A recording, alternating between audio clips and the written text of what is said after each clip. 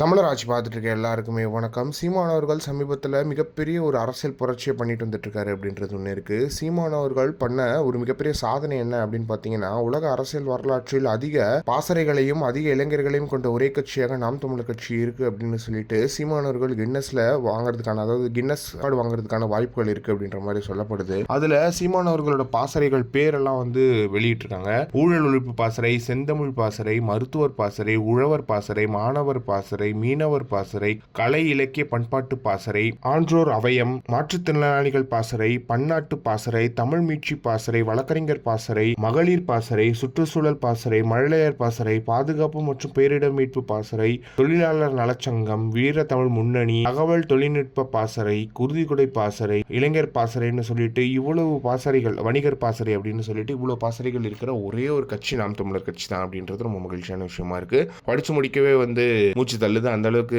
நாம் தமிழர் கட்சியில பாசறைகள் இருக்கு. எனவே இதுக்காகவே சீமான் அவர்களுக்கு மிகப்பெரிய ஒரு கின்னஸ் ரெக்கார்ட் கொடுப்பாங்க அப்படின்ற மாதிரியான ஒரு எதிர்பார்ப்பு இருக்கு. எனவே சீமான் அவர்கள் நிறைய இடத்துல கின்னஸ் வாங்க வேண்டியது என்ன காரணம் அப்படின்னு பாத்தீங்கன்னா, அதை சீமான் அவர்கள் பெருசா பேசுறது கிடையாது. என்ன காரணம்னா, சீமான் அவர்கள் ஏற்கனவே கின்னஸ் வேர்ல்ட் ரெக்கார்ட்ல அதிக நேரம் பேசிய ஒரு அரசியல் தலைவர் அப்படின்ற ஒரு ரெக்கார்டே வச்சிருக்காரு. ஆனா அதுக்கு இன்னும் அங்கீகாரம் பெறல அப்படின்றது தான் ஒரு விஷயமா இருக்கு. நாம் தமிழர் கட்சியினர் கண்டிப்பா இதுக்கு ஒரு அங்கீகாரம் வாங்கணும் அப்படின்றதுல எந்த ஒரு மாற்றமே கிடையாது. தொடர்ந்து உலக சாதனைகள் படைத்து வரும் எங்க அண்ணனுக்கு வாழ்த்துக்களை தெரிவிச்சுக்கிறோம். இதை பற்றி நீங்கள் என்ன நினைக்கிறீங்க அப்படின்றத மறக்காம கமெண்ட் பாக்ஸ் தான் சொல்லுங்கள்.